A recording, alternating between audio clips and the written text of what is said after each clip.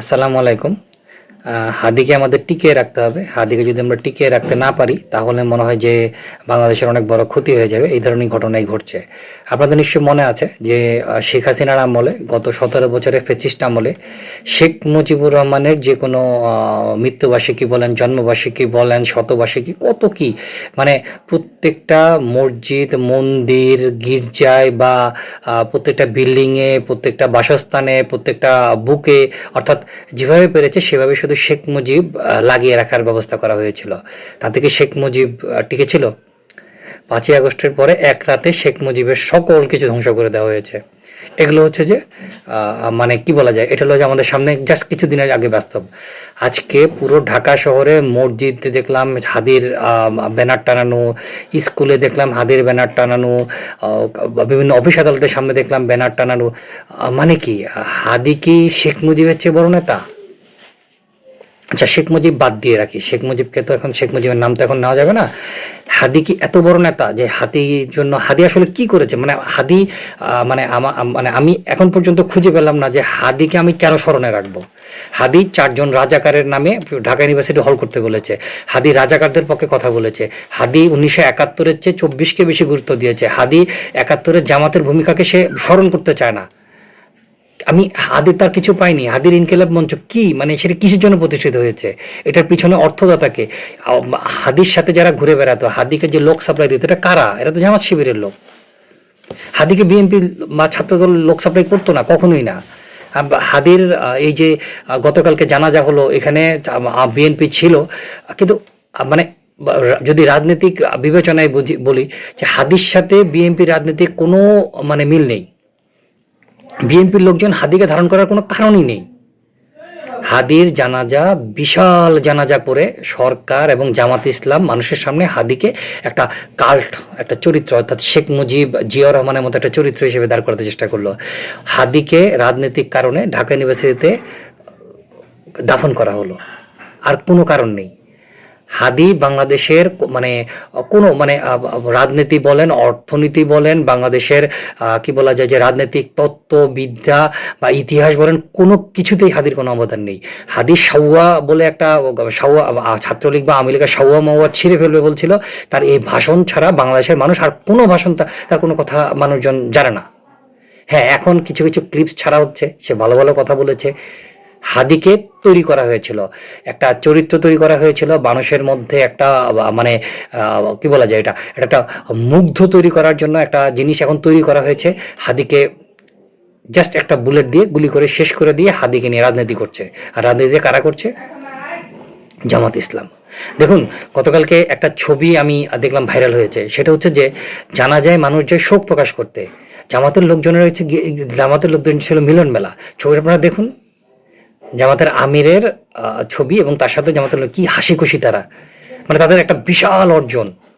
বাংলাদেশের মানুষের কাছে এই জিনিসটা বুঝতে হবে, বাংলাদেশের মানুষের কাছে এই মেসেজটা দিতে হবে যে একটা জিনিস দেখেন, গতকালকে হাদির মৃত্যু কি নৃশংস মৃত্যু ছিল? হাদির মৃত্যু কি বিভৎস মৃত্যু ছিল?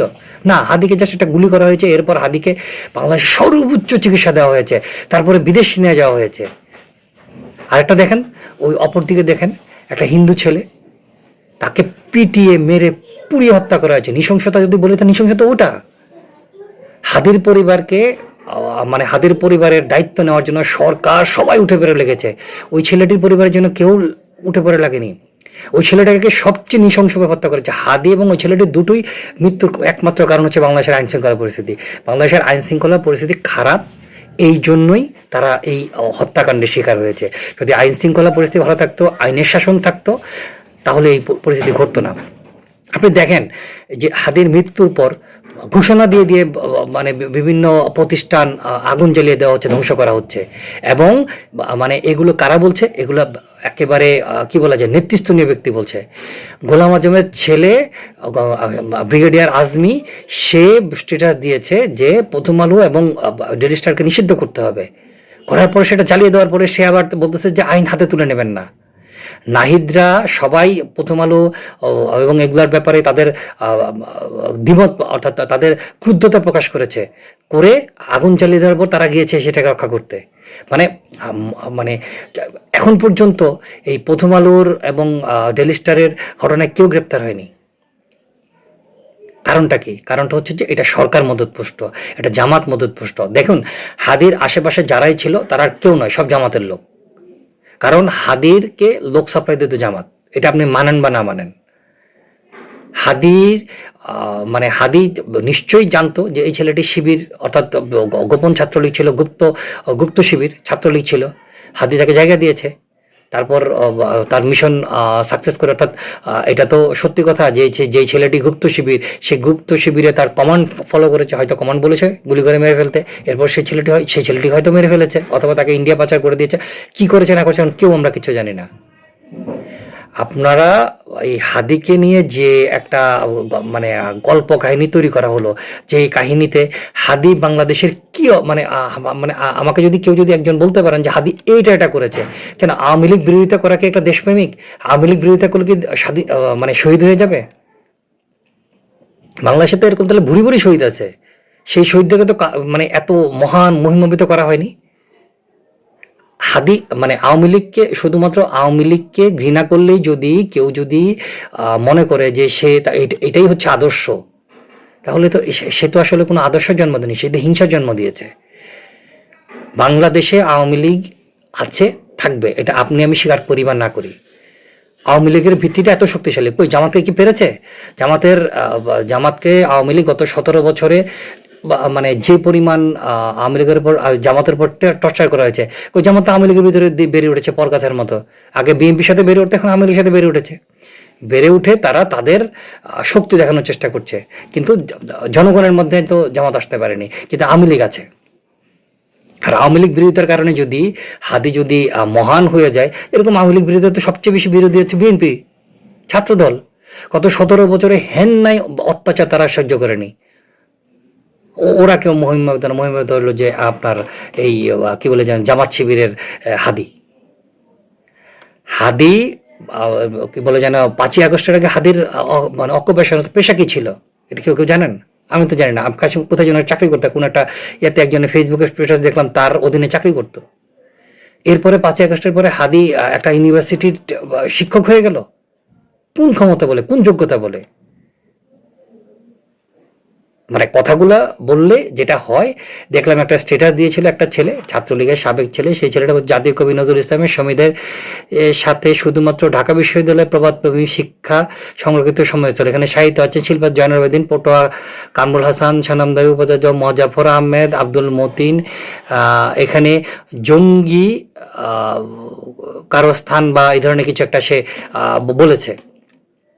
আপনি বলেন, এই যে লোকগুলোর নাম বলা হয়েছে, হাদি কি তাদের কারোর সাথে যায়? হাদির কি এমন কোনো কিছু মানে আমাদের কাছে আছে, বা আমাদের কাছে এখন যদি তৈরি করা হয়, এখন তো টাকা দিয়ে তো অনেক কিছু করে, অনেক বিশাল হাদিকে বিশাল একজন কবি, বিশাল একজন প্রবন্ধকার, বিশাল একজন তাত্ত্বিক বানিয়ে দেওয়া যাবে, এবং সেটা হাদি লিখেছে কিনা আমরা জানবো না। এই হচ্ছে ঘটনা। এখন জামাতে ইসলাম তার টাকার বিনিময়ে, টাকার আর পাহাড় দিয়ে তারা হাদিকে, কিন্তু কেউ জামাতে ইসলামের দিকে একবার আঙ্গুল তাকাচ্ছে না, আঙ্গুল তুলছে না। আপনি দেখেন হাদির মানে সেকেন্ড ইন কমান্ডই বলবো এখন, ঝুমা, সে হাদি গুলিবিদ্ধ হওয়ার পর মির্জাফরের সাথে কি আচরণটা করেছে। ঝুমার শক্তি কোথায়? ইনকিলাব মঞ্চের কোনো শক্তি আছে বাজারে? জামাত শিবিরের শক্তি। এই জামাত শিবির এইসব লোকদেরকে লেলিয়ে দিয়ে তারপর তাদের নির্দিষ্ট এজেন্ডা বাস্তবায়ন করতে গিয়ে কাউকে কাউকে সরিয়ে দেয়, এবং সরিয়ে দিয়েছে হাদিকে। দেখুন, হাদিকে নিয়ে এত কথা বলার উদ্দেশ্য হচ্ছে, এখন হাদিকে নিয়ে কথা বলতে গেলেও তো বিপদ। শেখ মুজিবের বিরুদ্ধে বা শেখ মুজিবের কোনো দুর্নাম করতে গেলে তখন একটা আইন ছিল, সেই আইনের বলে, আইনটা বোধহয় এখনো আছে, আইনের বলে হয়তো বা আমাদেরকে জেল জরিমানা হয়ে যেত। কিন্তু হাদির তো এটা নাই, তারপরেও মব করে তারা সেটা করে ফেলবে। কারণ মব, এই হাদি মবটাকে পছন্দ করতো, হাদি মব করতে পছন্দ করতো বলেই হাদি আজকে মবের মতো একটা ঘটনায় সে মৃত্যুবরণ করেছে। ভাষণে সে বলেছিল যে তার যদি মৃত্যু হয়, মৃত্যুর পর যেন তার বিচারটা হয়। বিচার কিভাবে হবে? হাদি নিজেই তো কাউকে বিচার করতে দেয়নি, নিজে যে যাকে তাকে জুতার মালা পরিয়ে দিয়েছে, যাকে জুতার বাড়ি দিয়েছে, যাকে তাকে মেরেছে, সে নিজে দেশের আইনের শাসন প্রতিষ্ঠিত হওয়ার সুযোগ দেয়নি। সে চেয়েছে যে তার হত্যার জন্য বিচার হয়। মানে এটা হচ্ছে যে একটা প্ল্যান, হাদির ফ্যামিলির লোকজনের কথাবার্তা কাজ কারবার দেখলে আপনারা বুঝবেন যে ওরা জামাত শিবিরের সাথে জামাত শিবির যে ধরনের প্রেসক্রিপশন দিচ্ছে বা যেটাই দিচ্ছে ওইভাবেই তারা কথাবার্তা বলছে। বিএনপির ভূমিকাটা হচ্ছে যে খুবই মানে কি বলা যায় যে মাইনকে চিপায় পড়ার মতো অবস্থা। তারা না পারতেছে হাদিকে গিলতে, না পারতেছে বমি করে ফেলে দিতে। হাদি যেমন বিএনপির জন্য কোনো থ্রেট ছিল না, হাদি বাংলাদেশের কোনো রাজনৈতিক দল বা কারোর জন্য কোনো থ্রেট ছিল না। হাদি ছিল একটা কি বলা যায় একটা ষড়যন্ত্রের একটা অংশ। সেই ষড়যন্ত্রের অংশের মধ্যে হাদির মৃত্যুটা লেখা ছিল। যেই নাটকটা মঞ্চস্থিত হওয়ার পর বাংলাদেশে জিয়াউর রহমানের জানাজার পর দ্বিতীয় একটা বিশাল বৃহত্তম জানাজার একটা নাটক করা হইলো। সেই নাটকের মাধ্যমে একটা বড় ষড়যন্ত্র ছিল বলে অনেকে বলে বিপ্লবী সরকার প্রতিষ্ঠা, কিন্তু যে কোনো কারণে সেটা এখন পর্যন্ত হয়নি। তবে এখনো এটা বলা যায় না যে হবে না, এর কথা বলা যায় না। ইনকিলাব মঞ্চ আজকেও দেখলাম যে একটা লিস্ট পাঠিয়েছে। তারা বলছে খুনের পরিকল্পনাকারী, খুনের সহায়তাকারী, পলায়নের সহযোগী, আশ্রয়দাতা সহ পুরো খুনের চক্রকে অতি দ্রুত বিচারের মুখোমুখি করতে হবে। 12 ডিসেম্বর থেকে এখন অবধি বিচারের জন্য কি কি পদক্ষেপ নেওয়া হচ্ছে সরকারের তরফ থেকে স্বরাষ্ট্র উপদেষ্টা এবং সহকারী উপদেষ্টা খুদাবসকে জাতির সামনে ব্যাখ্যা দিতে হবে। সিভিল মিলিটারি ইন্টেলিজেন্সের মধ্যে ঘাপটি মেরে লুকিয়ে থাকা ফ্যাসিস্ট দোসরদের চিহ্নিত করে গ্রেপ্তার ও বিচারের মুখোমুখি করতে হবে। আজকে সংবাদ সম্মেলনে যথোপযুক্ত ব্যাখ্যা প্রদানে ব্যর্থ হলে ব্যর্থতার দায় নিয়ে স্বরাষ্ট্র উপদেষ্টা ও সহকারী উপদেষ্টাকে উভয়কেই পদত্যাগ করতে হবে। এখন আপনি বলেন তাদের প্রথম দাবিটা কি? খুনের পরিকল্পনাকারী, সহায়তাকারী, পলায়ন আছে। আজকে 8 দিন 10 দিন হয়ে গেল, মানে এতদিন ধরে ওই সময় তারা করেনি, তারা তখন রাস্তায় নামেনি, সরকারের বিরুদ্ধে কোনো কিছুই বলেনি। হাদির মৃত্যুর পরে যে তারা সরকারের বিরুদ্ধে কোনো আন্দোলন করলো না, তারা যে ডেইলি স্টার, প্রথম আলো, আবার যে ভাঙ্গা 32 সময় আবার ভাঙলো, কিন্তু তারা সরকারের বিরুদ্ধে কোনো কিছু বললো না। তারা এখন মানে বলছে যে স্বরাষ্ট্র উপদেষ্টা তারা এখন হুমকি দামকি দিচ্ছে, কি সব কথাবার্তা বলছে। এইগুলো হচ্ছে যে সেফ বাটপারি, অর্থাৎ মাঠটাকে ঘোলা করা, আইন শৃঙ্খলা পরিস্থিতি অবনতি ঘটানো। আইন শৃঙ্খলা বাহিনী 1 সেকেন্ডের জন্য তাদেরকে দাঁড়াতে দিবে না, সেটাই আমি বিশ্বাস করি। আর সিভিল মিলিটারি ইন্টেলিজেন্সে ঘাপটি মেরে থাকা ফ্যাসিস্টদের দোষর, মানে গত 1.5 বছর ধরে ওদের সাথে ঘোরাফেরা করলো, ওদের সাথে ওরাই ওদেরকে নিরাপত্তা দিল, ওদেরকে অনেক কিছু করলো, এখন সেই ফ্যাসিস্টের দোষর এখনো খুঁজছে। এসব হচ্ছে সেফ ফাজলামো। যেই লোকগুলো মানে হয়তো বা রাষ্ট্রীয় দায়িত্ব পালন করতে চাচ্ছে, রাষ্ট্রীয় দায়িত্ব পালন করতে গেলে এইসব ইনকিলাব মঞ্চ থেকে শুরু করে অন্যান্য মঞ্চকে পেটাতে হবে। আর হয়তো পেটানোর ডিসিশন হয়েছে, এই জন্য তাদের মাথা খারাপ হয়ে গেছে। এখন এগুলার কোনো কিছুই তারা চাচ্ছে না, যাতে দেশে আইন শৃঙ্খলা পরিস্থিতি ফিরে আসুক। আর পিনাকিরা তো বাংলাদেশে বিদেশ থেকে তো বলেই দিয়েছে মিলিশিয়া বাহিনী গঠন করার জন্য ছাত্র উপদেষ্টাদেরকে নিয়ে। তারপরে আমাদের স্বরাষ্ট্র উপদেষ্টা এবং বাংলাদেশ সরকার, ইউনূস সরকার বা জামাত সরকার, যেটাই বলি, অস্ত্রের ডেজার্টসের লাইসেন্স দেওয়ার একটা ব্যবস্থা তারা করে ফেলেছে। সবকিছু মিলিয়ে আমরা যেটা বুঝতে পারছি সেটা হচ্ছে যে বাংলাদেশের যে পরিস্থিতি, সেই পরিস্থিতি খুব ভয়াবহ। এই ভয়াবহ পরিস্থিতিতে আমি জানি না যে আমরা আসলে কথাবার্তা যেগুলো বলছি, হয়তো কথাবার্তাগুলোর জন্য আমাদের কতটুকু প্রতিহিংসার শিকার হতে হবে বা কি হতে হবে। যদি দেশের আইন শৃঙ্খলা পরিস্থিতি যদি ভালো থাকতো তাহলে হয়তো এই চিন্তাভাবনাটা আমরা করতাম না। বাংলাদেশের আইন শৃঙ্খলা পরিস্থিতি ধ্বংসের নায়ক জুলাই যোদ্ধা, বর্তমান সরকার, জামাতে ইসলাম, এদের বিরুদ্ধে কঠোর ব্যবস্থা নিতে হবে।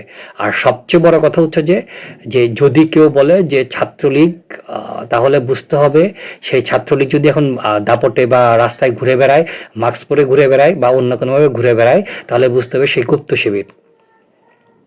আর এই গুপ্ত শিবিরের কারণেই বাংলাদেশ আরও অস্থিতিশীল হবে।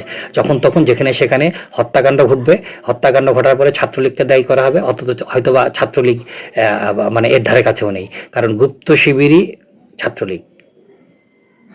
আর যে ছাত্রলীগ গুপ্ত শিবির, সে জন্মের পর শিবির, তারা এখনও শিবির, ভবিষ্যতেও তারা শিবির থাকবে। অতএব আইনশৃঙ্খলা বাহিনী যদি জামাত এবং শিবির সমর্থিত বিভিন্ন প্রতিষ্ঠান এবং তাদের কার্যক্রমের উপর কঠোর নজরদারি না করে এবং তাদের বিরুদ্ধে কঠোর ব্যবস্থা না নেয়, বাংলাদেশের অরাজকতা চলতেই থাকবে। ধন্যবাদ।